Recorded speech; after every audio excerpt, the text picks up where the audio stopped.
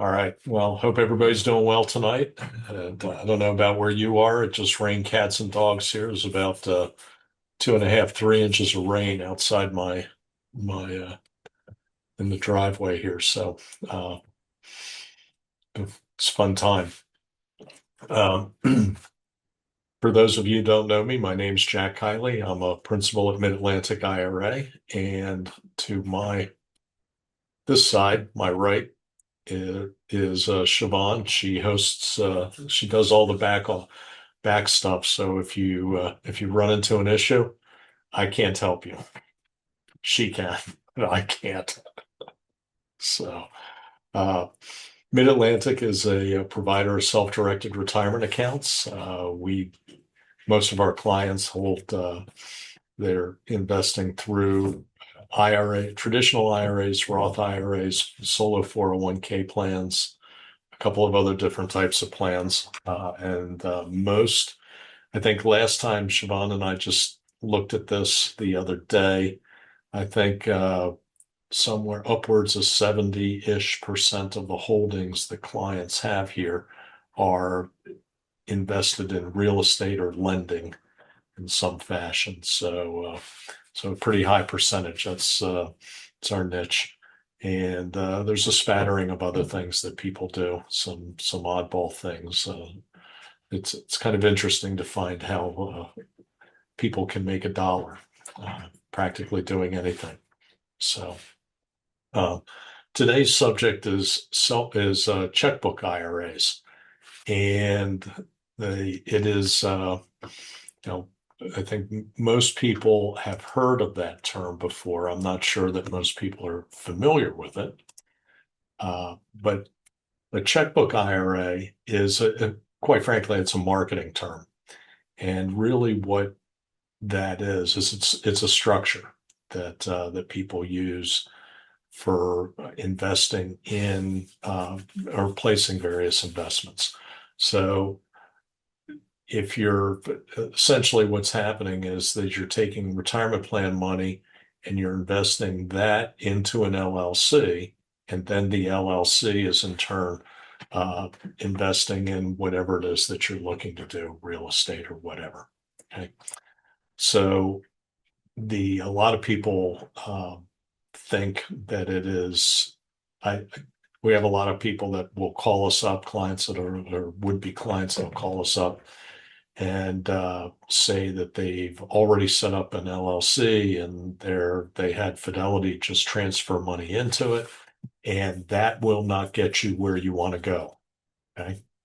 Technically, that's a distribution out to you, and then you just took those funds and put it in an LLC. That's the wrong way to go about it. And I think last month alone, I don't know about Siobhan, but I had at least three conversations with different people about uh, they had gone and done that. And one person, it was very painful. It was $500,000. So that becomes taxable to them. So when you're, why do people, what's the allure of checkbook IRA? There's a lot of companies marketing this right now. A lot of them are pushing it hot and pretty heavily. And usually you'll hear uh, three reasons for why this might be a good idea. One is ease of operation. Okay. Um, it is easier to effect a transaction, um, do something that you want to do, and it's a matter of convenience. Another is speed. You can move at a pace that's quicker than maybe going through the custodian. And then lastly, and this one I always like, is the custodian is trying to keep you from your money. They don't want you to invest in anything, which, quite frankly, is uh, really kind of dopey because we don't make money until you invest in something. So the idea that we're going to stop you from investing in something at the risk of sounding self-serving, doesn't help us any. So let's backtrack a little bit here.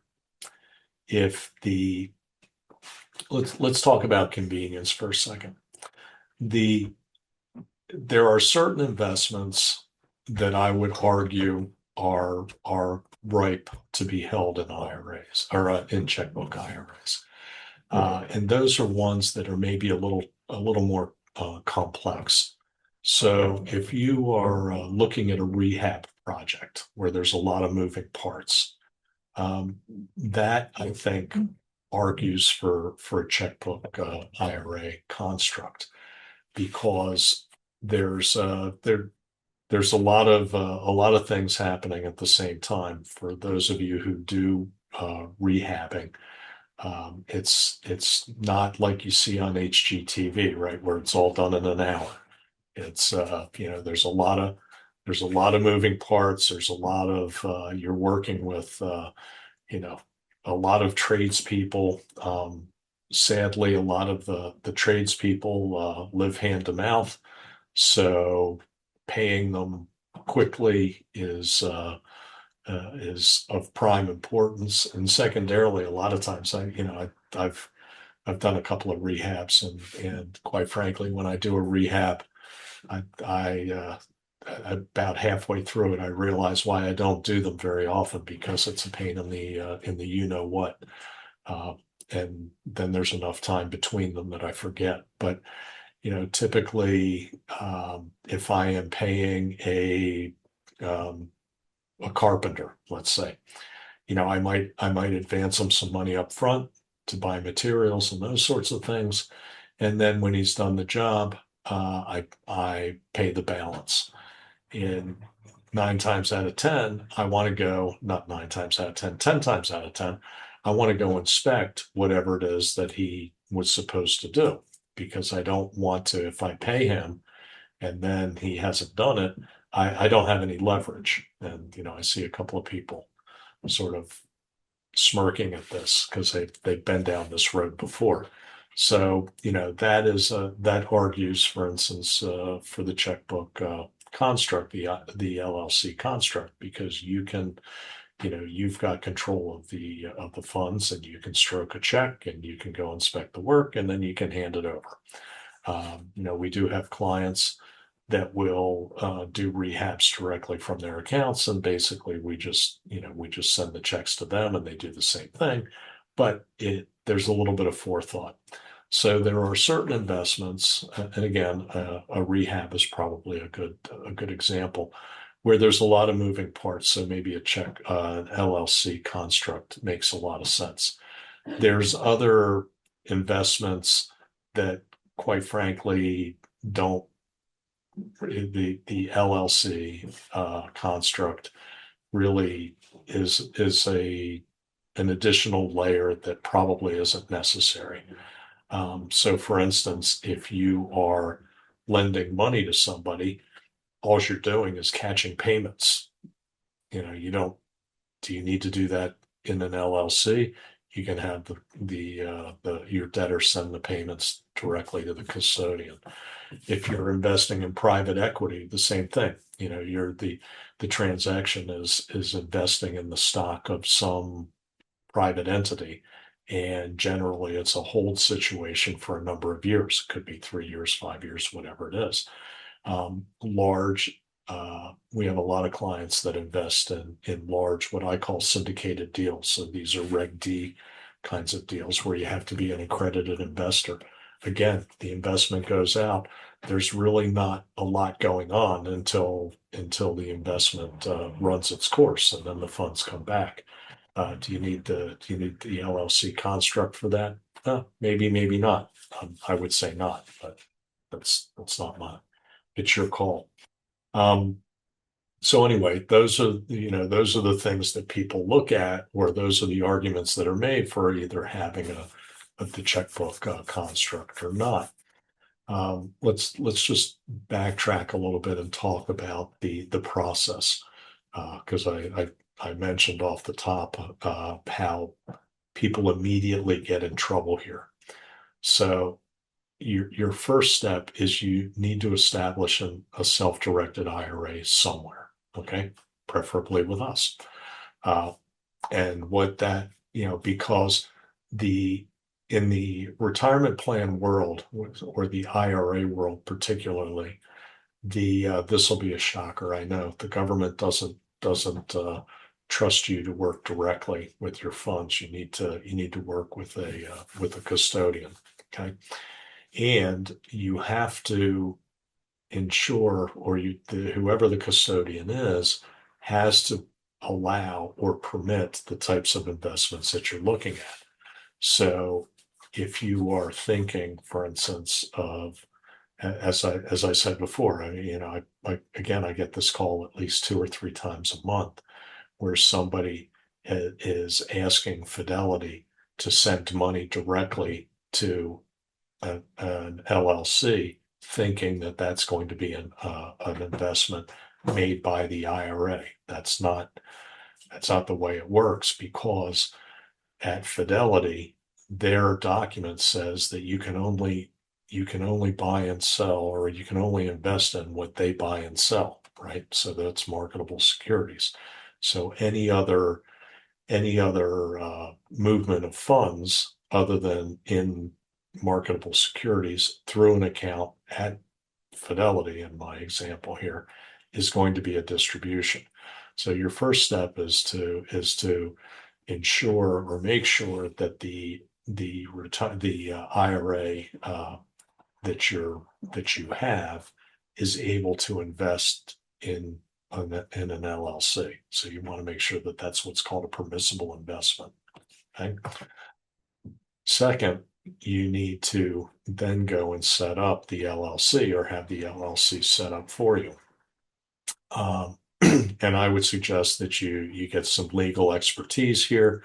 Going out to LegalZoom or one of those entities is probably not going to get you where you want to go. Okay. And the first problem is paying for the setup of the LLC. So the LLC must be the payment of what's called the organizational costs. In other words, the setting up the whatever the legal costs are of setting it up, or the registering it in the state where you're located. All of those need to be paid by the owner of the LLC, which is going to be the IRA. Okay. So the minute that you pay for something that was a bill to the IRA, that's a prohibited transaction. Okay. You can't pay the bills of the retirement plan, or vice versa. Okay. So a lot of times, again, what people will do is, I'll get the call saying that they want to do this, and I'll say, great. How are you handling the LLC, or how's that going to be set up? And the person will say, oh, I've already got all that done. You can't, if you've already got it done, you're already sunk. Okay. The LLC needs to be newly established. Okay. And again, those costs have to be paid by the LLC, which is another reason maybe a lawyer is a good avenue, because many times the lawyer will pay for those incorporation fees or whatever it is, and then you reimburse them through the IRA. Right? So, right off the bat, people get frustrated because they've gone halfway down the road, or they think they've gotten halfway down the road of setting something up, only to find out that they're on the wrong path. Okay? So once the LLC is established, then all self-directed companies, or especially us, you would issue us what's called a bi-direction, which is basically, it's a form that we have. And what that form says is that I want to invest X number of dollars into Checkbook LLC, right? And they send that to us, and then we exchange paperwork with you, or we have what's called a read and approve process, and then we advance funds to the LLC. Okay. there's a couple of other steps that have to be done at the LLC level. Uh, so I guess we can quickly go over that. And again, this is probably another reason that you want an intermediary or maybe somebody with some legal expertise. So the LLC, setting up the LLC is comprised of uh, the articles of organization, okay, which is filed with whatever state, wherever you're going to locate. And then secondly, having an operating agreement. Those are generally drawn up through the legal process. And then there's registering at the state, which is generally a cost involved in that. And depending on where you are, it could be as little as $50, or it could be as much as $500, depending on your state. Okay? Next, you have to get a EIN. That's an employer identification number, or somebody's going to do that. And you'll need that in order to open a bank account in the name of the LLC. So these things need to be done before you can actually fund it, because we have to have a place to send the money, right? So if you don't have a bank account, you got a problem. So all those things got to be handled up front. And again, somebody with the legal expertise can guide you through those things. So once you have that set up and the LLC is funded, then the LLC can invest or place those funds however whatever your investment is going to be. So let me just take a pause here for a second. And does anybody have any questions or thoughts or want to delve into anything I've said so far?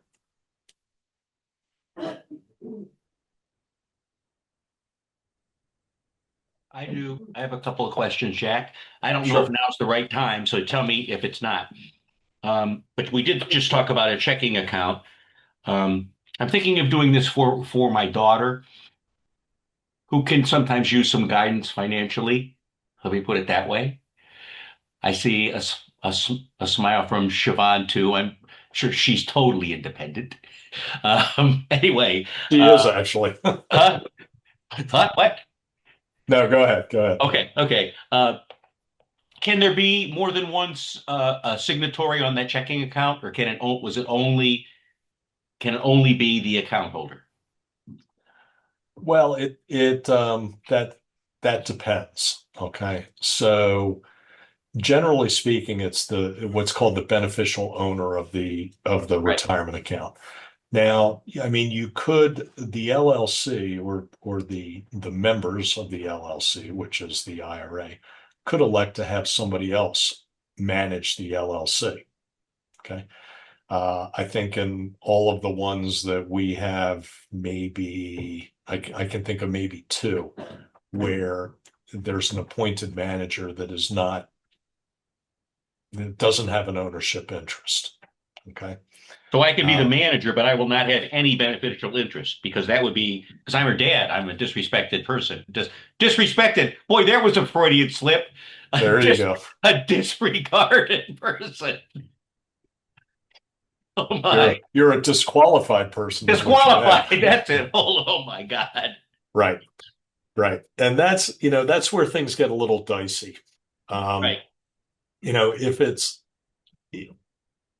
it's me, I'm staying away from disqualified persons. Okay. Okay. Uh, and I think most people would suggest that you do that. Okay. And And and I can the, also just have her sign everything. I'm just advise her, if when she sometimes takes my advice. Um, so okay, here's my other question. You talked about what's appropriate real estate wise. Mhm. Rehabbing. Amen. Folks, Jack's right. Never give them the final check until the last freaking detail is done. If you think it's hard to get contractors to get off the dime when you owe them money, try doing it when you don't owe them money. Anyway, so amen to that, Jack. Um, but I asked you once about wholesaling before, and the idea of wholesaling, and you cautioned me saying Well, what if the IRA only has 5 grand in it, and you're sending your earnest money deposit that the IRA, in theory, if we are wholesaling in an IRA, sends to the China company is $1,000, and I wholesaling, frankly, I may not buy the property. But if I decided to, though I don't have all the money in the IRA, and you said the IRS is gonna look askance at that, and I can understand why. My question would be, what if I have a pre-qualification loan letter for a non-recourse loan from somebody that's such that if I wanted to buy that property, I could. Now, I still may not, because in my wholesaling contract, in most wholesalers' contracts, it typically says, uh, homeowner, if I don't close, you agree to accept my earnest money deposit as full liquidated damages, and you're not to keep them from suing me, although they can still try. Um, but does that cover my butt Right. as far as that issue? Right.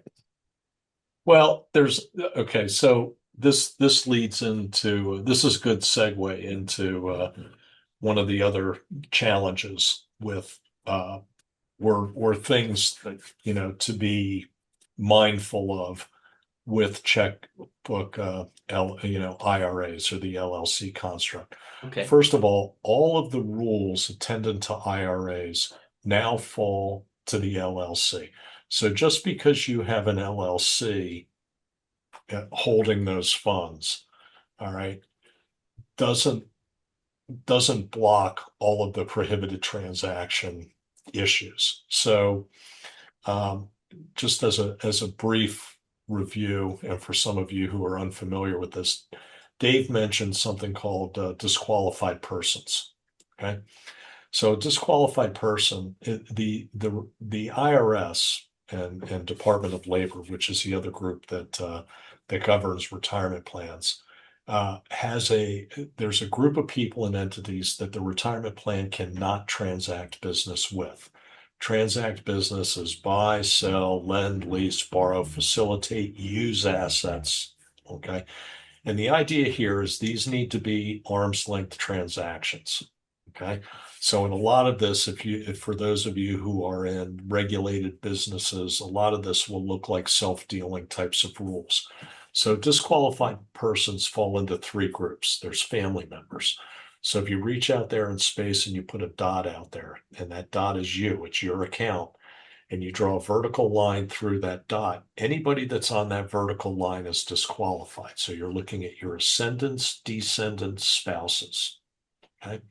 So for instance, if it's my IRA, I can't buy an asset that my father owns. Okay. I can't rent it to my son. Okay. I can't guarantee a loan out of I can't guarantee a loan that my IRA is on the hook for. Okay. And really what you're looking at here, the the the government doesn't want to get in the middle of trying to figure out what's what's an arm's length transaction. So if you think about everything that we do in real estate, you know, I put a property up for sale and I want $500,000 for that property.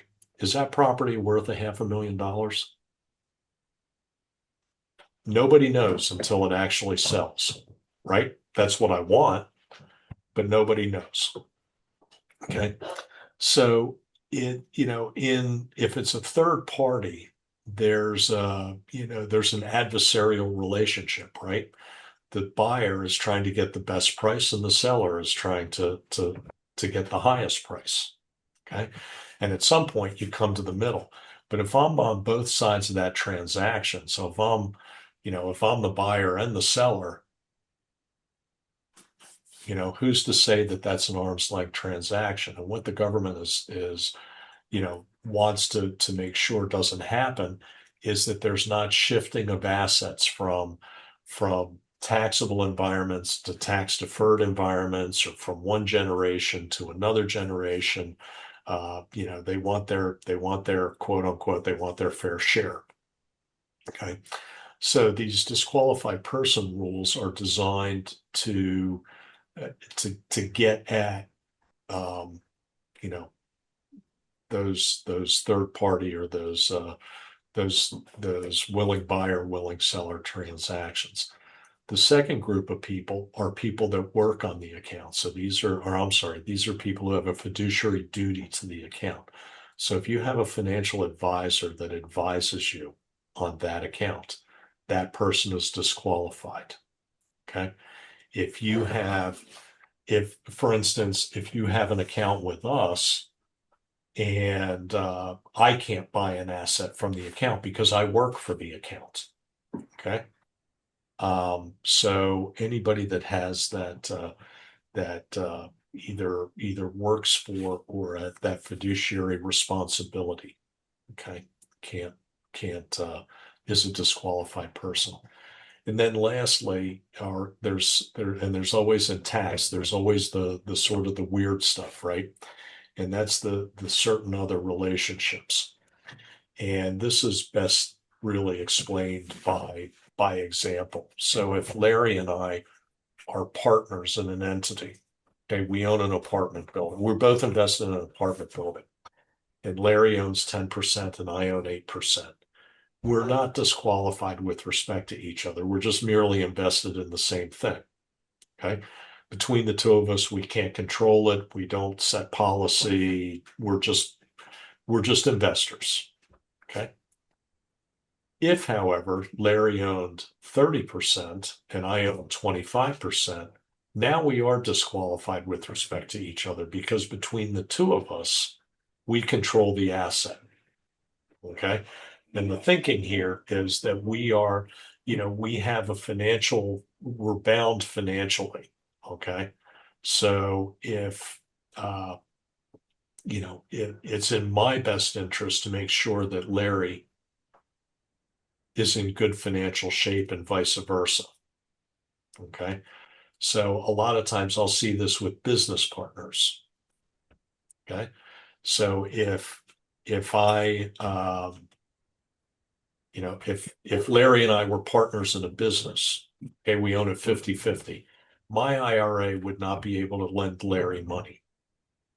Okay. Okay. So all of those disqualified person rules flow down to that LLC. Okay. There's a body in tax, and this is true in a lot of legal situations.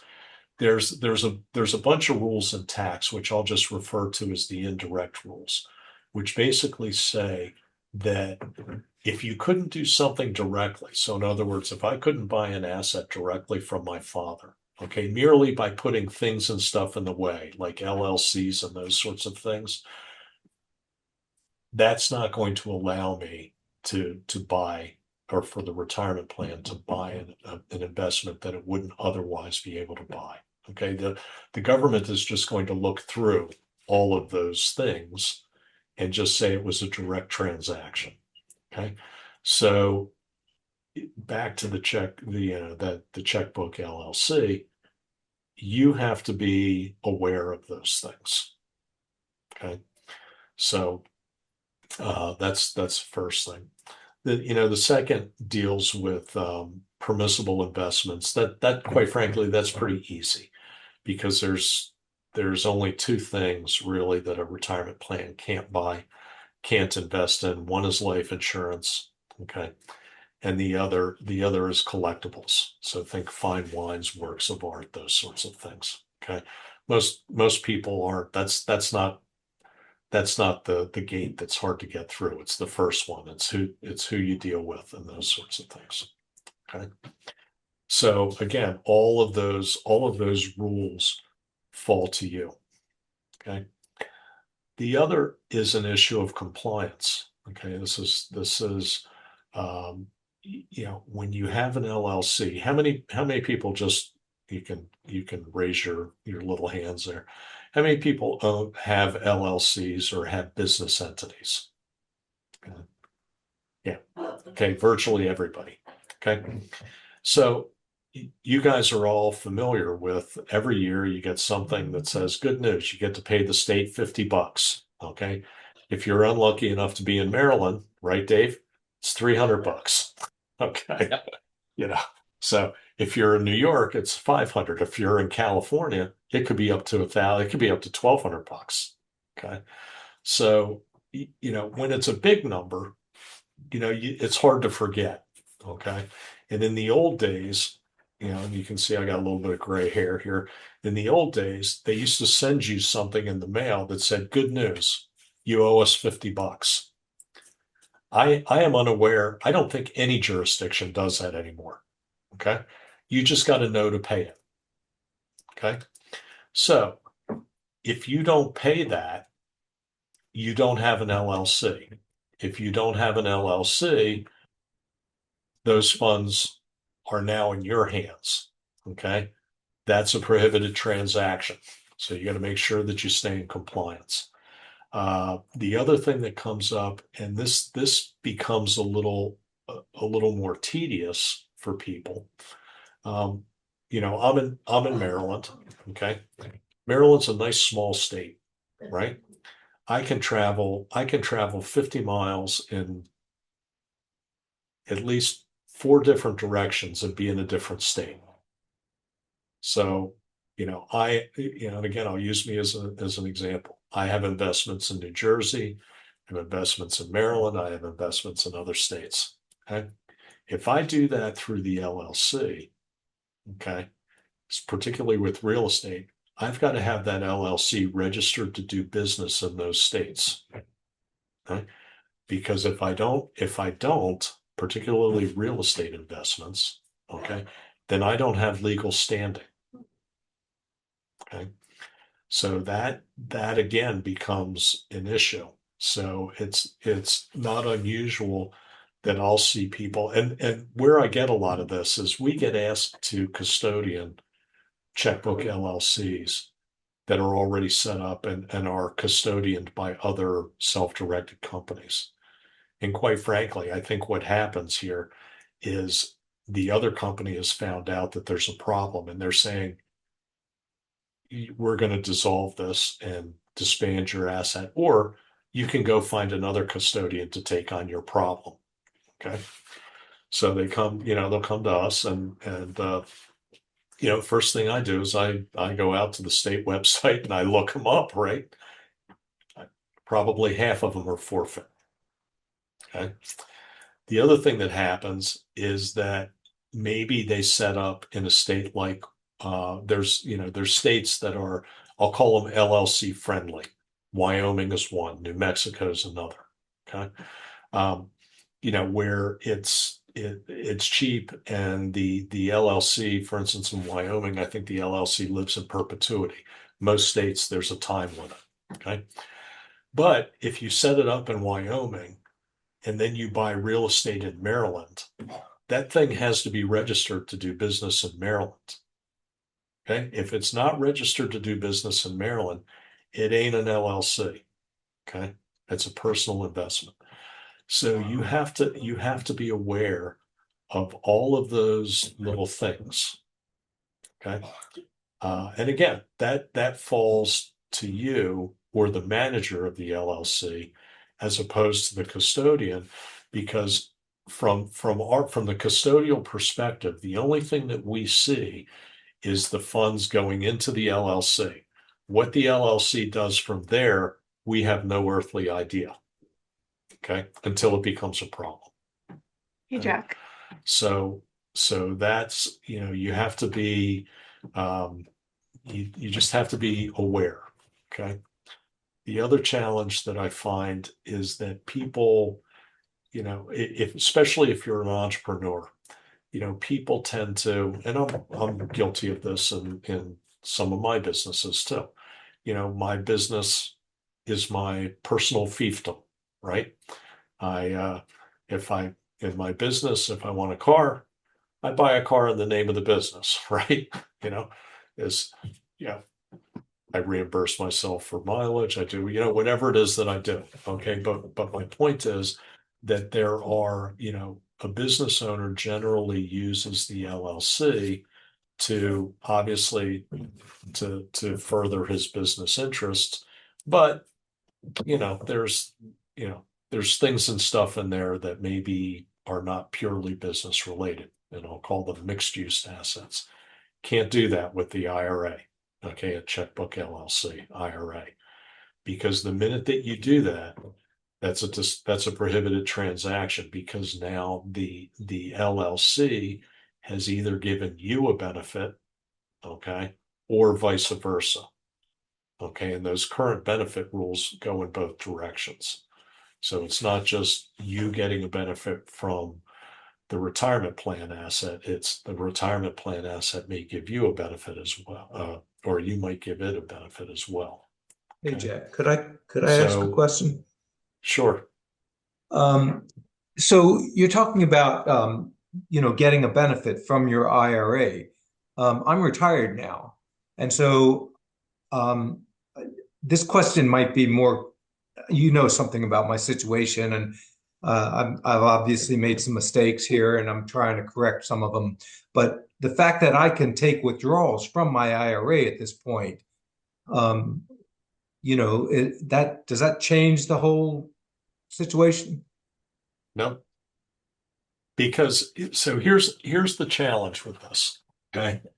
If you enter into a prohibited transaction, okay, it's not, you can't sit there and say, well, I'm just going to take a distribution from that amount. Okay. The minute that you enter into a prohibited transaction, the account is forfeit, meaning that the whole thing becomes taxable to you. The whole thing's taxable. So this is where, structure and best practices become important. And some of you guys have heard me say this before on other meetups and what have you. If you're the kind of person that is has a military background, um, an accounting background, something where you have a healthy appreciation for structure and rules, okay, you're probably going to be okay. Okay. But if you're a back of the napkin, art of the deal, seat of your pants kind of guy, this is going to be tough. You're going to be behind the eight ball all the time. Okay. And that's, so you have to kind of go into this with a clear head and wide eyes, so that what you're getting into. Hey, Jack. The other thing, go ahead, Dave. Oh, Siobhan. Oh, Siobhan, go ahead. Oh, Yeah. Siobhan. I was just going to say, do you mind going over quickly the difference between a self-directed IRA and a checkbook LLC? Because I think like the marketing term checkbook IRA can be confusing to people, where they think it's like a separate type of IRA instead of seeing a self-directed IRA and checkbook LLC as two different things. Okay. All right. So that's a good point. So, sort of the up top here is a self-directed IRA. Okay. So you have to, in order to make an investment in a checkbook or have a checkbook IRA, you have to have a self-directed IRA. So if you think about your brokerage account, your stock and bond account, right? That's your IRA. Okay. What you own in it. So those, this stock A, Apple, Google, Fund A, Fund B, Fund C, those are referred to as holdings in the account. So in a self-directed IRA, one of the holdings, okay, would be that checkbook IRA. Okay. So it's an investment that's made by the self-directed IRA into an investment, which happens to be the checkbook IRA. Okay. And the checkbook IRA is is a vehicle by which you may invest in many other things. So if you think about, again, I'll go back to the stock analogy. You might own, um, you know, in your stock account, you might own GM, right? Well, GM owns God knows how many other companies, right? And if you can sort of think of that checkbook IRA as being GM, and then the other things that GM owns, those other companies, are things that maybe the checkbook LLC invests in. Okay, so it is that checkbook LLC is it's an entity which invests in other things. Okay, and it's a mechanism to move funds from the account level to something where you have better, and I'll say this, say better in quotes, access to the funds. Okay, is that helpful? Mhm. Yeah, Dave. Okay, so thank you. So just to be clear, my self-directed IRA could own that LLC and do other stuff. I mean, I don't have to put all my money in that checkbook in Sure. that LLC, right? Okay, Right. good. And just for caution, if I screw up one thing in the IRA, say I have the checkbook LLC, I don't know, and four other things I'm doing. If I goof up one of those, well, if I goof up the checkbook LLC, now I've disqualified not just that, my whole IRA, right? Okay. Yeah. Danger, danger. Yeah. All right. So this Yeah. takes me back to my wholesaling question about if I would have the availability to use those funds from a non-recourse loan, does that make it okay to do the wholesaling with my checkbook LLC IRA, even though I don't currently have all the money I need in that?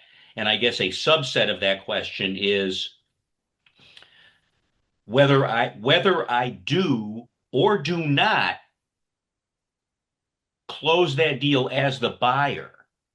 Don't assign it, in other words. If I don't get it assigned, Mhm. I could either not get it assigned and walk and lose my earnest money, or I can not get it assigned and buy it if I want to do it. Right. Does UBIT apply to that because I'm actually getting a loan? Okay. Because in one case I'm getting a loan, in the other case I'm not getting a loan, but I'm using the ability to get the loan to try to be okay with what I'm doing. All right. So let me start at the beginning here, just so hopefully everybody, just in case everybody's not really familiar. So wholesaling is a strategy used by real estate uh, professionals mostly, or people in the business of real estate, where Investor. they will control or get a piece of property under contract or under control, but their intent is not to buy the property. Their intent is to find somebody else to buy the property before settlement. Okay. So normally what happens is, a buyer approaches seller or wholesaler approaches seller and says, "Hey, look, buddy, pal, I'll buy your property. Okay. I'll give you $1,000, get it under contract, and we'll settle in 60 days." Okay. And then on the other side, he's going out and trying to find somebody who will buy that property for a fee, right? And then just assign the contract to that new buyer. Okay. There's a lot of variations of it, but in its essence, that's the deal. Okay. So two problems. Okay. One is that wholesaling is a service. which requires a person. A retirement plan is a pool of capital that is managed by a person, okay, or by people. So it does not provide, per se, it does not provide personal services. So that's your first problem. Okay. Now, quite frankly, I have never seen a case brought in retirement plans about that. Okay. And probably because probably the biggest reason is there's usually something else more egregious in the fact pattern, and the government never had to go there. So they take the path of least resistance to close it down. Okay. So that's the first issue. Okay. So, now if the retirement plan or the Checkbook LLC hires somebody else to go out and do that, okay, maybe that works. Okay. All right. So the first thing is to get past that challenge. Okay. The second challenge is, and I see these, when I go to real estate groups, I can't tell you how many times I've had this less than happy conversation about wholesaling, because people will read incorrectly that, hey, I can open an account for $5,000 and I can wholesale to my heart's content and build that IRA from $5,000 to several $1,000,000. Okay. I'm sure everybody on this call has seen that somewhere. Okay. If I put a contract, so you have to remember that the IRA, okay, has a finite amount of capital.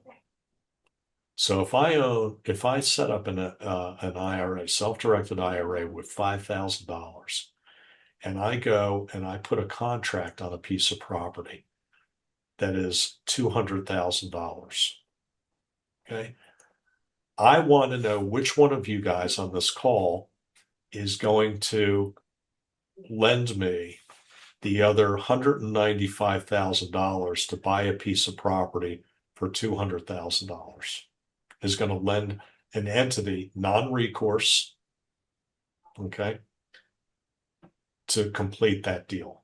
And non-recourse means no personal guarantee, right? No, just the Simple as only thing that account has access to is $5,000. Right. Okay. So if I enter into a contract knowing that I can't perform the contract, okay, most legal people have a term for that. Okay. And it's not a very good term. Okay. It's called fraud. Right. Okay. All right. So you've got to, that's sort of the next sort of mental gymnastics that maybe you have to go through. Now, if I've got $100,000 in an IRA and I put a contract on a property for $200,000, I can reasonably, the IRA could reasonably get $100,000 non-recourse loan. Okay. If I can prove that I have retirement plan money somewhere else that could cover, that, I think you're okay. But the idea that you can, make a contribution for $5,000 and that's all that you have, and then you can go out and wholesale to your heart's content is not, that's not going to fly. Okay.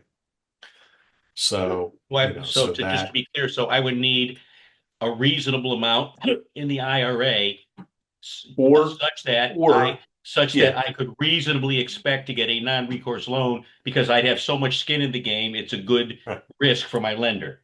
Right. Or if you have, so if you open an IRA and you've got $5,000, so you open a self-directed IRA and you put $5,000 on it, and you've got $1,000,000 in an IRA sitting at Fidelity, you have access. You could transfer those funds over, Yes. but you've got to, you got to be able to, perform on the contract one way, reasonably perform on the contract one way or another. Okay. Thank you very much. So, but I have at least, and I'm sure Siobhan, who takes more sales calls than I do, I'm sure she probably has this conversation 3, 4, 5 times a month where somebody wants to set up an IRA, plunk $5,000 in, make a contribution. They got nothing else, and they think they're going to wholesale. Right. First of all, wholesaling is hard in and of itself. Oh, it's not, hard. It's a job. Yeah, it's not easy. Okay. And your interest, you made an interesting point about it being a service. Sometimes when I'm talking to people about real estate investing, rehabbing is a job, wholesaling is a job, owning property, now you're an investor, right? You know what I mean? So, Well, I never thought of wholesaling as a service. That's an interesting way to put it. Thank you. Well, wholesaling is, so I mean, the other two that you mentioned, okay, require capital. Okay. Yeah. If you're a rehabber, you've got to have capital. Okay. Plus you're investing in something. You're investing in a hard asset. Okay. And it also helps that by definition, real estate investment, okay, is a passive, in terms of the IRS, is deemed to be a passive activity. Okay. Even though we know it's a lot of work. Wholesaling is a business activity. Okay. Rehabbing kind of falls somewhere in the middle of those two things. Okay. Yeah, because you do take ownership of it, at least temporarily. Right. I have done a rehab flip in an IRA, and it worked out just fine. Yeah. Yeah. So, so anyway, though, those things, all those things have to be considered. Your other point about UBIT, if you didn't take on debt, then there's no UBIT. If you take control, if you actually purchase or you have an investment in an asset and there is debt now associated with the account, then there's, that's a UBIT issue. So, and back to the checkbook IRA, the other considerations that you have to think about, again, all those rules fall down to you.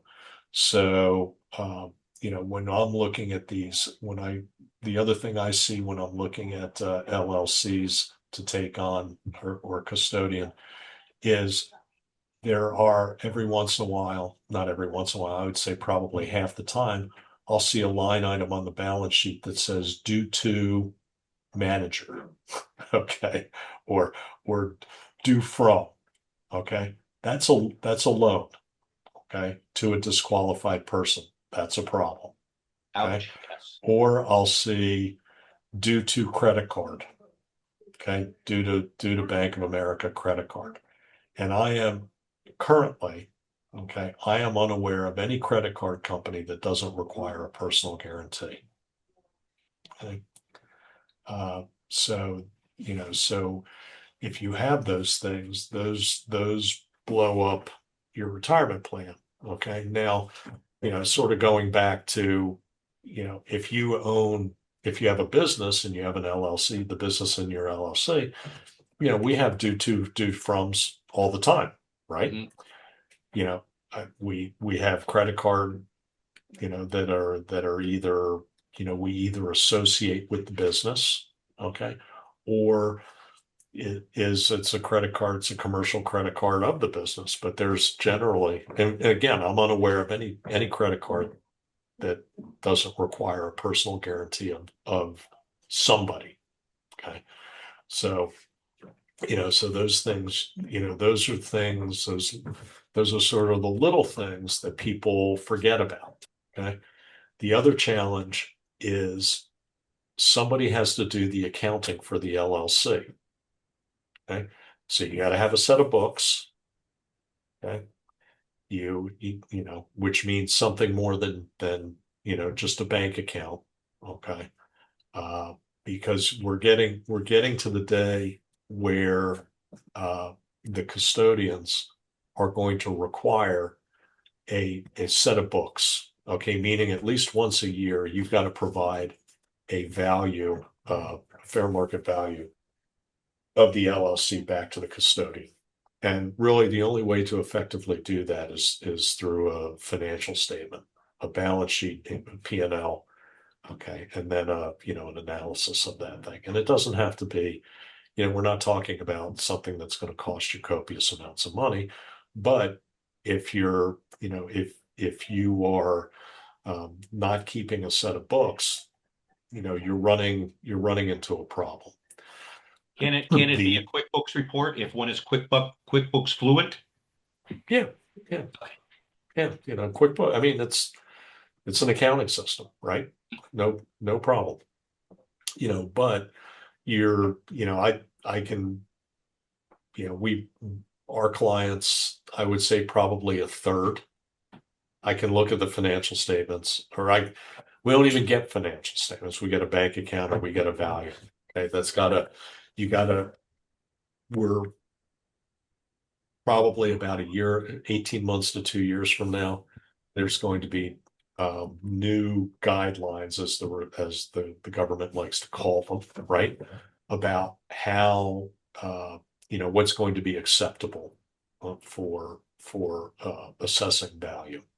Okay. So, a lot of people don't, they sort of look at this as an annoyance or a problem, it's, why do we have to do this? Well, a lot of people will say that to me, and my first answer is a little glib. It's because, that's it.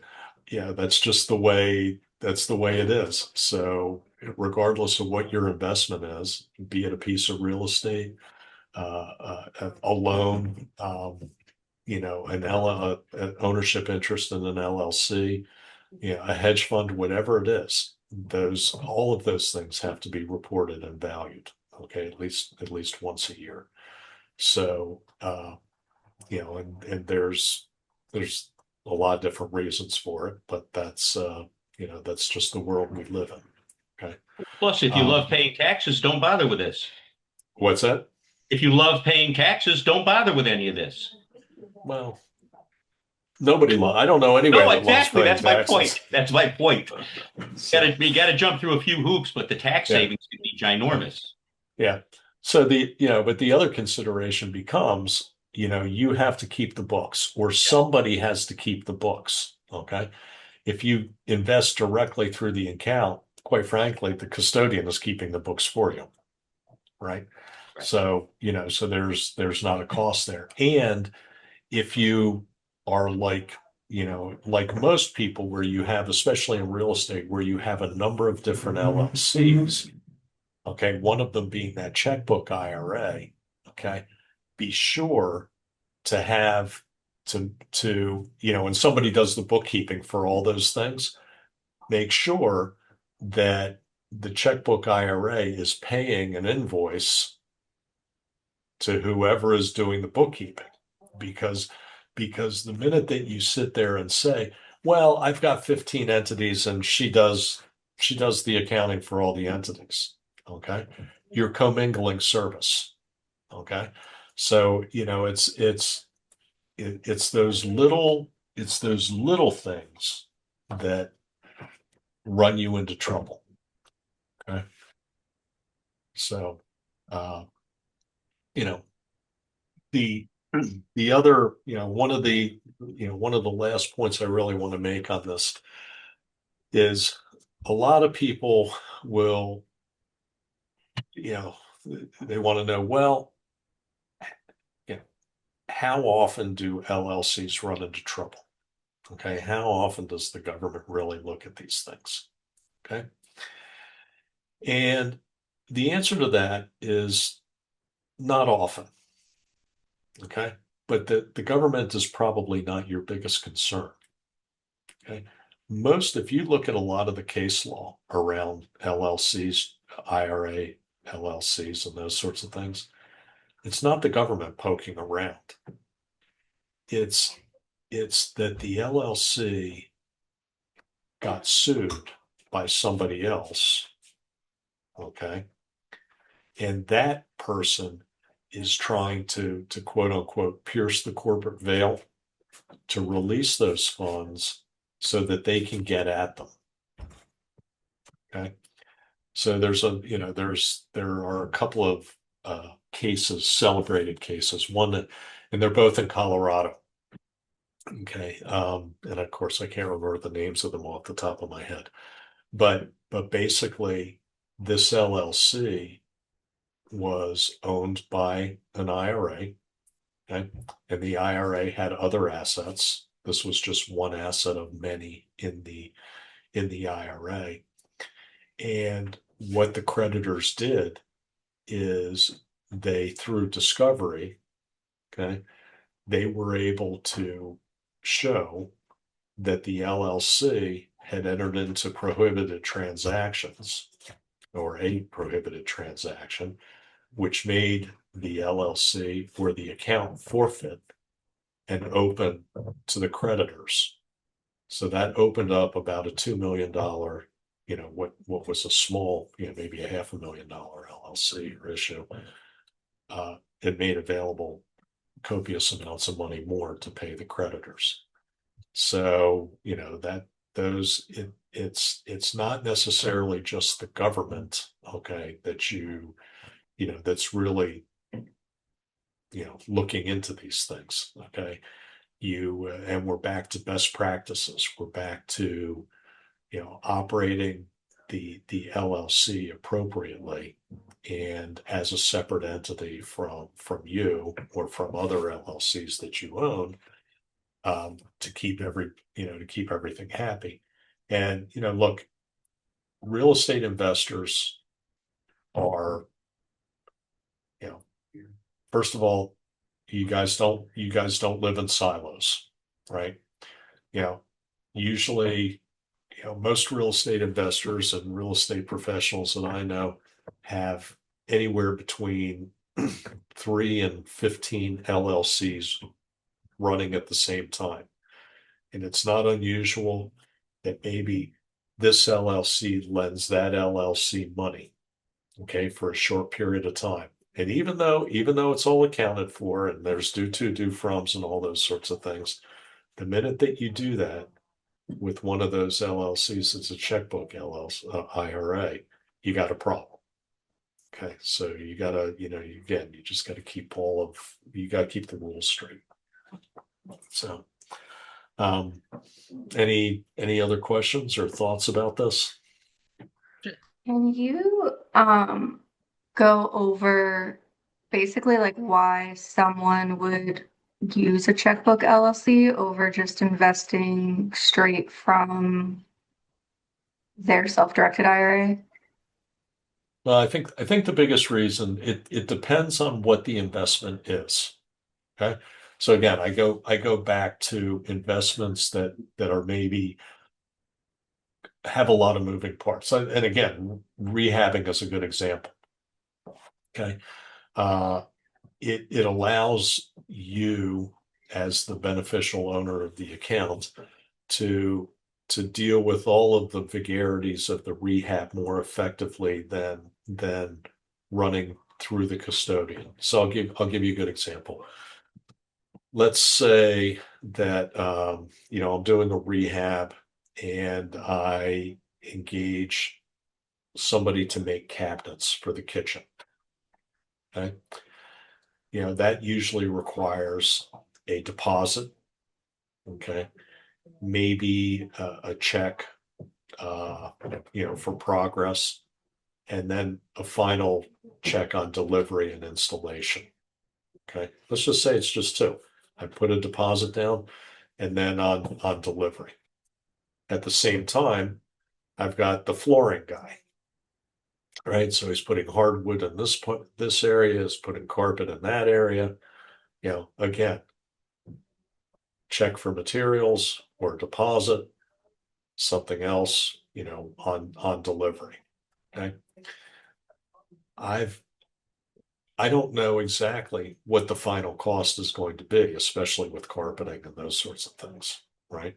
Or something that requires where the materials aren't finite. Okay.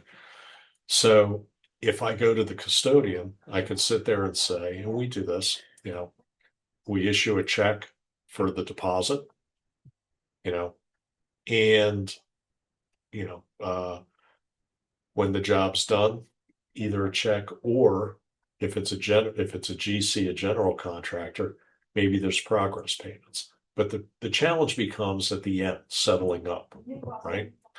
Because if you don't exactly know what the dollar is, what the dollar amount is, it's hard to get it from the custodian. Okay. And I mean, we're more than happy to send checks payable to Red's Carpet Company and deliver and send them to you, and then you can hand them out as necessary. But again, who's to know exactly what that amount is? The checkbook construct, it's an ease of operations thing. Okay. So if you have investments or an investment that's complicated like that, then maybe that would argue for checkbook IRA. Okay.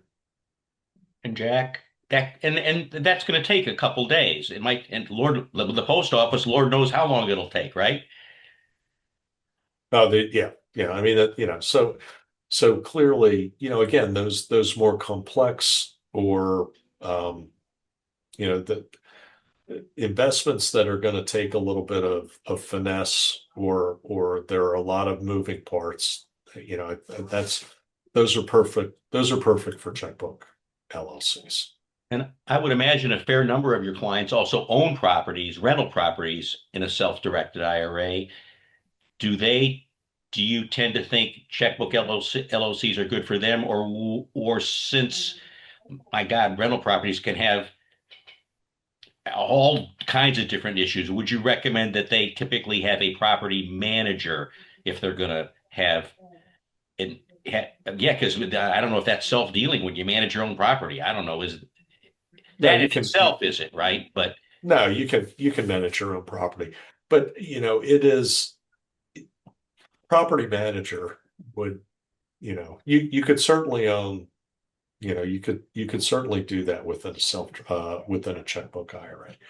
But it may be just as effective. Most of our clients are, if they're self-managing, and they've been around the block a while, there's not they've got it down to a science. So there's not a lot of back and forth. It's basically collecting rent checks, yes, and maybe a couple bill payments or something along those lines. And property managers, especially a lot of our clients own several properties. So it's rare, for instance, that somebody owns just a property in their IRA. They own a property in their IRA, and they might own a property personally or more than one personally. And those guys are generally using property managers as opposed to self-managing, because it's, how much time is there in a day, right? And secondarily, with respect to the checkbook IRA, the internal costs of the bookkeeping and the other things that you got to do, it usually outweigh the 5 or 6 or whatever percent that the property manager is going to charge you. Okay. Because so that's the other way people look at it. What's the opportunity cost? okay, thanks. This whole thing has been great. Appreciate it. Jack, I do have a question here. Sure. With the checkbook IRA, I've thought about this a couple times because we went over a will and stuff like the estate. My name is the only one on the account for the LLC. Would I do a transfer on death? Would I do the transfer on death back to for those funds in there? Would they transfer back to the IRA? No. So it is again, you need to think of it as a holding in the so in your IRA account, okay, there's a beneficiary. Right. Okay. that person, if something happens to you, that person is going to inherit all of the assets in the retirement plan. So Okay. the LLC, the owner of the Checkbook LLC is Larry Wright IRA. So if something happens to Larry Wright, that doesn't change the IRA and that doesn't change the ownership of the LLC. The LLC is still owned by Larry Wright IRA. Okay. Okay. And at some point, Larry Wright IRA will be, will go to some other beneficiary, Okay. after an appropriate mourning period and all of those sorts of things. But that doesn't, the owner of the Checkbook IRA is not you. Okay. So Okay. it's the IRA, it's the self-directed IRA, and I'm back to what Sioban was asking me to explain before. The Checkbook IRA is just a holding within that account. So everything in that account is going to be, go to your heirs in some fashion. And Okay, that's good. and Yeah, and that clarifies it. well, keep in mind, okay, that whoever the beneficiaries are that are named on the account are going to control. So if your will says person A, but you're on your retirement plan documents, it says person B, those assets are going to go to person B. They're not going to go. So you guys want to make sure that your will and the retirement plan beneficiaries are not in conflict. Okay, Yeah, we've thanks. seen That's that good. challenge every once in a while. It's never fun. So, anybody have any other questions on any other topics or on this topic? I'm more than happy to take those on. I think another question, if you can just go over basically the tax advantage, like when you talk about the buckets and kind of self-directed IRAs as a whole. So, you mean where they fit into your tax position and all those sorts of things? Yeah, basically like what's the tax benefit of doing this in a self-directed IRA? Well, okay. So, putting my CPA brain on here for a second. The, I I'll give you my what I call my 30,000-foot view of tax. Okay. So taxable income or income falls into three buckets, and I wouldn't even think of it as income. I'd really think of it as cash flows. It's either taxable, tax deferred, or tax free. Okay. So if you think of this, everything that you do right now in your personal life is taxable. Okay. You may have some investments which are tax deferred, or you may do some things that are on a tax deferred basis. So obviously traditional IRAs are tax deferred. 401k plans are tax deferred. Annuities are tax deferred. Okay, so that may be an investment that you have that's not in a retirement plan, but that's a tax deferred vehicle, right? Okay. And then you have tax free. And in the tax free bucket are Roth IRAs, Roth 401k plans. Those are the obvious things. Okay. Municipal bond interest falls into that bucket, although not a great investment because the tax free aspect is already baked into the return. Okay. That's why those things don't pay that much. Okay. Life insurance is tax free, although you probably don't care too much about that because that means you're dead and somebody else is going to get the benefit of it. Okay. But those are your three buckets, if you will. And the challenge is how do you move assets and cash flows from bucket to bucket to bucket? So the easiest way, obviously, is to make planned contributions, okay, to traditional IRAs, traditional 401k plans, and those sorts of things. And you can actually do that on a tax-free basis if you wanted to. Okay.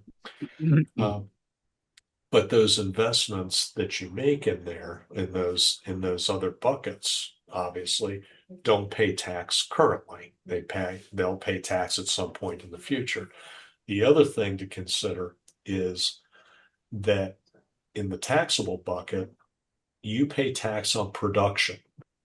In other words, everything that you earn, you pay tax on. Okay. In the deferred environment, you only pay tax on what you pull out.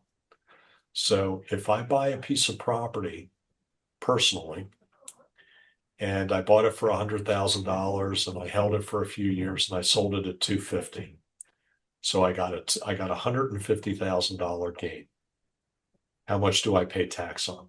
This is the math part of the program, right? 150,000, right? Everybody good with that? Okay. If I spend $20,000, so I bought it for 100, I sold it for 250, and I took $25,000 and I bought a boat. How much do I pay tax on? 150. 150, yeah. 150, right? Because I pay tax on production. If I do that in an IRA, if I do it on a traditional IRA, so I bought the property at 100, I sold it at 250, got $150,000 gain. What do I pay tax on? Nothing until you take it out. Nothing. If I pull 20,000 out to buy the boat, what do I pay tax on? 20,000. 20K. That's right. So what happens is I move, if I can move assets from that taxable environment to tax deferred, I move from paying tax on production to paying tax on consumption. Okay. And if I can get it to the tax free, then it doesn't matter anymore. I don't pay any tax, right? So in a perfect world, if I could move things up the food chain, right? Again, I move from paying tax on production to consumption. Frank, you had a question? Excuse me. Yes, can you hear me okay? You're good. Okay. Jack, they always talk about piercing the veil. Is it always possible to pierce the veil, or is it just sometimes they just cannot pierce it? Well, it's in a perfect world, they should be able to pierce the corporate veil. So let's talk a little bit about what that means. Okay. So when you have a business entity, a business structure, okay, it is the business or that entity has a purpose. Okay. And it is to be used, or the funds are to be used just for that purpose. So if it's an LLC and it is in the business of, it's in the real estate business, okay, then those funds are to be used just for real estate. So if somebody who has custody over those funds, i.e. the manager, okay, uses those funds for a personal interest, okay, that's not the business interest of the entity. Okay, so he's treated that as personal funds. Okay, and generally, that what the government or what that means in a legal sense is that if you're not treating it as a business, then it's not a business. Okay, and that's that piercing of the corporate veil. So there are a bunch of different things that could occur that pierce that corporate veil. So one is, again, commingling of funds. So, the business entity, the manager, or the members of the LLC are in total disregard of the structure, and they just pull money out at will. They add money. There's not good accounting. There's no safeguards, okay, of the assets in the account, okay. or in the entity. That would be an easy way to pierce that corporate veil, because again, the members aren't treating it as a business. So the law isn't going to treat it as a business. Okay. A judge or somebody is just going to, or the government, if it's in a retirement plan, is just going to disregard the entity and say it's owned directly by, whoever has possession of the funds. Okay. Yep, Frank. Well, there's a situation that I'm involved with a couple of people, and it involves real estate. Excuse me, and the person that's involved with settling the estate. So that a person died, the executor was selected, and in the process, that person divvying up and accounting for funds, all of a sudden up popped that person's name in an LLC, and it looks suspicious. So the question is, if you looked on Estat and you saw the property address and you saw the person and it's now listed as an LLC, how do you go about getting that information, or does the lawyer have to? Is that a job for the lawyer? Yeah, that's a legal issue. So I mean, if the and a lot of times with with assets in estates and those sorts of things, time frames become important. So if How so? How so? somebody or in bankruptcy is another area where you'll see this. So if assets are put in business structures, LLCs and the like, and then you go bankrupt next month, you know, uh, the bankruptcy courts aren't going to, that's not going to fly. Okay. So it, getting that information may be difficult, quite frankly. Okay. And, Is it there's difficult always, for an accomplished lawyer? For an accomplished lawyer, would that be difficult for him, for no, that person no, to get? probably not. I mean, it depends, I mean, it depends on, the other thing it really depends on is the value of the asset, so, let's say for the sake of discussion that the asset's worth $50,000. Okay. Um, I, I'm probably not going to spend a lot of time or money after that, because at the end of the day, there's not, I'm going to end up paying legal fees and I might get $12. Okay. So there becomes a cost benefit to that. And, Suppose it's a big estate, you know, over a yeah, half yeah. million dollars, whatever. Well, that's a horse of a different color, obviously. But, it shouldn't, for a good attorney, actually, for any attorney, a good attorney particularly, it shouldn't be difficult to get the information that's needed to make whatever the decision is that needs to be made. Okay. Um, and quite frankly, with estates and those sorts of things, there's always a time. Um, I'm not going to say constraint, but there's always a time element to this, because you've got other beneficiaries. There's people that want to move on with things.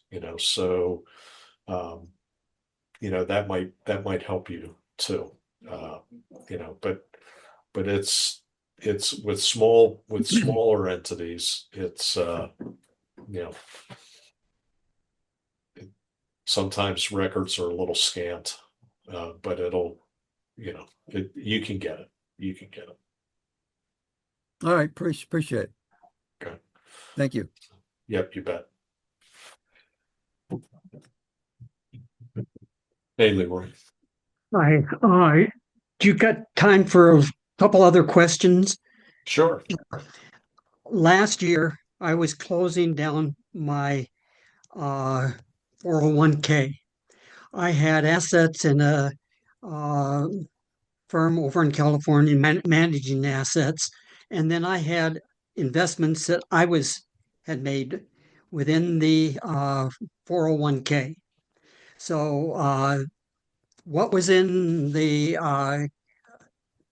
firm in California they rolled that over into an IRA that I had existing with them. That was easy. I managed it, and the assets that I was managing as manager of the 401k, I finally got it everything in a LLC. And January or December 31, I renamed it to the self-directed IRA. Unfortunately, apparently they are waiting for the CPA's audit of the books.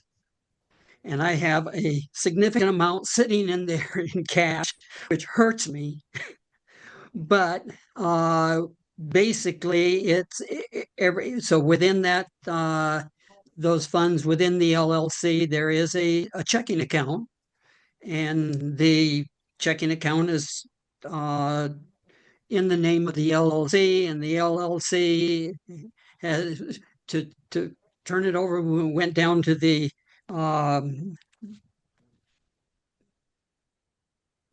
whoever it is with it handle.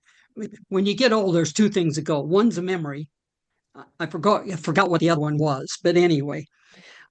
There you go. That's not funny anymore. But anyway, so it is in the name, but it's a setting there, and I think they're waiting for just the final thing in the accountants. I have 4 tax returns to do. One of the 4 finally got through from the CPA and signed.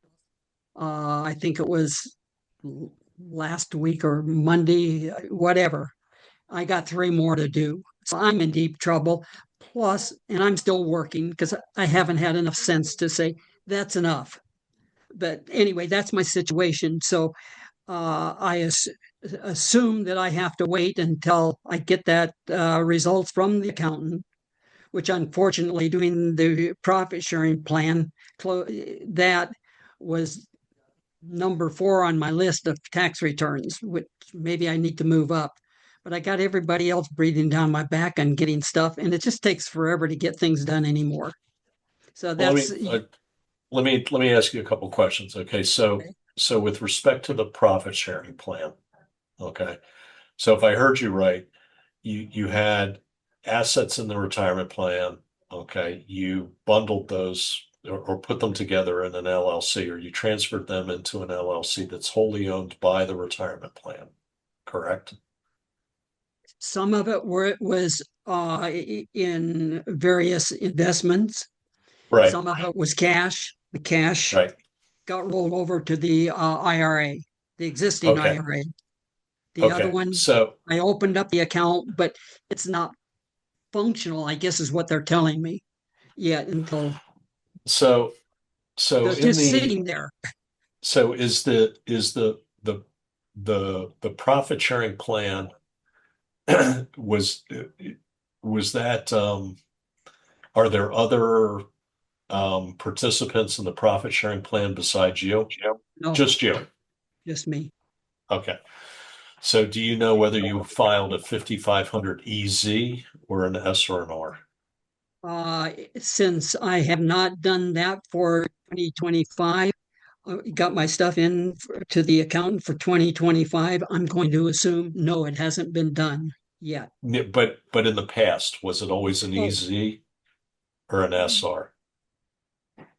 What's the difference? What is that? Well, and so a 5500 EZ is filed by a retirement plan where there's only one participant, and it is not what's called an ERISA plan, Employee Retirement Income.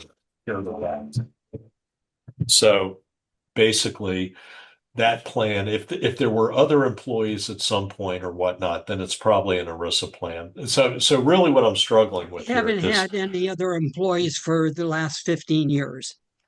Okay, so there It's were only other been- employees Yeah, in the at some past, point. years Okay. ago. All right. Yeah, so but if you've rolled those assets out to an IRA, okay, that has nothing to do with the 40 with the profit sharing plan anymore. So on the books of the profit sharing plan, let's say at the beginning of the year, at January 1st of 2025, there were 15 assets in there. Okay. Okay. And then at some point during the year, you move some of those assets out. Okay. So, those, whatever is moved out of that, those assets no longer have anything to do with the 401, with the plan anymore. 401k. Those are in the IRA, and they're not it. So those things should be, that's in the IRA, and you should be able to do with that whatever it is that you want to do with that. Okay. Anything that's still in the retirement plan, I don't know that it has to Down to wait zero. for the accountant because that's 2026 I issues. think they're waiting to say that your IRA is active, waiting for the accountants. And maybe I need to probably make that call and get it explained to me. What am I holding things up on? What is Right. by not And it getting might stuff be, together? so if you, are you the trustee of the plan? Yes. Oh, well, shit, you can just, you don't need to wait for the accountant. I mean, you're the trustee, man. You're chief cook and bottle Well, washer. So, yeah, that's the problem. I'm this, that, and whatever, depending on who's ringing my chain that at yeah, that but I time. mean, yeah. So I mean, it might be an issue that maybe there. So when you have illiquid assets, okay, interest like real estate, loans, there's Loans on there's an real estate assignment. and a lot of Yep, stuff. there's what's called an assignment process, okay, or there's a titling process. Well, So they're with all real in the name estate, of the LLC. okay, All well, if it's everything is well, in if the it's in name the of the name, if it's LLC. in the name of the LLC, So you should when be able, I you went you should down be and able, changed the owner's name on the LLC of, and I can't spew out what they gave me as right. the name, but so and so retirement plan, I not mean, retirement it should have just been IRA. a matter, it Yeah. should have just been a matter of assigning the LLC interest from 401k plan to to the To the self-directed IRA, IRA, the and that self-directed that has IRA. been done by changing the name in the LLC, the owner's name in the LLC. Right, but has the custodian accepted that yet? Because if they have, so I think so there, for instance, I need to make that yeah, call again and say, you, okay, yeah, what's holding it up? And I think yeah, it because may I be, don't.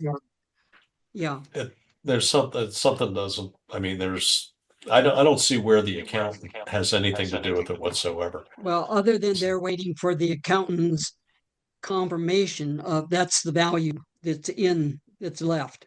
It got rolled over. Okay. I came up with my number, but it hasn't been blessed by the accountant. Well, So was there an appraisal done? no, it's just a number of a lot of different, and some of the stuff it were made loans that could be bad loans, and the net Yeah. result was Well, I could. we wrote them down to zero It could. at It the could very. It could recommendation. very well be because I could tell you in my accounting practice, I'm not placing a value on assets. That's not. Yeah. That's not what accountants do. That's what appraisers do. So Yeah. that could be your problem too. So I'll take the time to call back and say, okay, where are we and what yeah, it is that that's a good I'm idea. hanging things up. Okay, Good thank idea. you. All right, Great idea. you bet. Cedric, do you have a Good idea. question? Yes, a quick question about when can the I guess the assets or the value of the self-directed checkbook IRA be withdrawn? Is it under the same rules of Yep. a traditional or Roth IRA? Yeah. So, Okay.